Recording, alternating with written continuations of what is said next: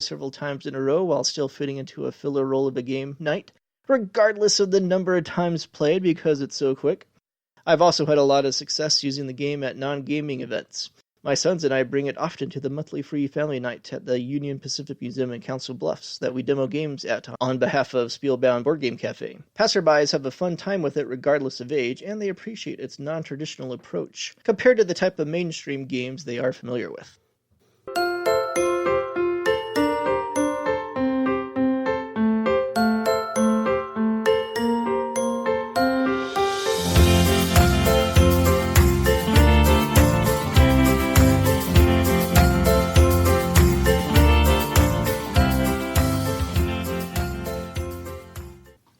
I continue my top 5 games from 2009 countdown this week with number 4 on the list.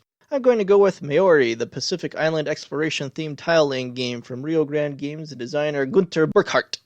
Gunter is an interesting designer who has dozens of titles to his credit, but only one game in the top 1000 on BGG, Ulm, a design I have several friends who are fans of.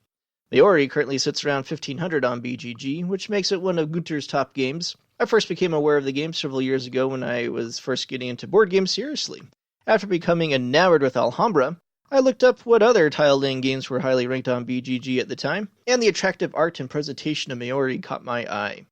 It connected with me eventually in a math trade, and I've played my physical copy a handful of times, but I play the game more frequently at Yokota, where it is one of my go-to games. The coolest part of this game, and the main reason why I like it so much, is the innovative way that players select tiles to place on their player boards.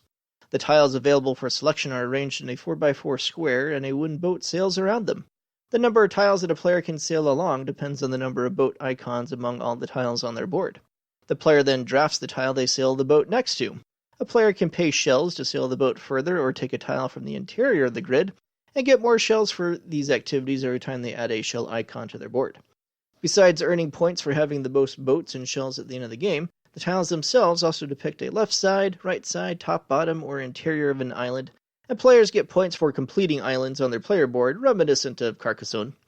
I prefer playing by the pro-level rules, which restricts where the players can lay tiles on their board to the movement of a personal player boat on their player board, and awards bonus points for completing islands within a 2x4 atoll on their player board. The spatial elements of the pro-level rules adds an engaging and challenging aspect of risk and reward, as players must continually gauge which tiles to take when and how many shells to spend along the way to get exactly what they need. This is a great game that works well at all player counts and is satisfying to play both physically and digitally, which is why I keep coming back to it. The tile drafting system remains unique among board games 10 years later, so this is a game I also feel stands the test of time innovatively. Well, that will do it for episode 54. Thanks for listening. Feel free to join the Out of the Dust Podcast Guild at BoardGameGeek.com. Follow the podcast on Twitter at OutOfTheDustBGG. Leave a comment at the Guild. PM me on BGG under user handle Radagast14. Or email me at radagast14@CenturyLink.net. And join the Out of the Dust conversation yourself at our monthly geek list at BGG. Alright, play me out, Ananda!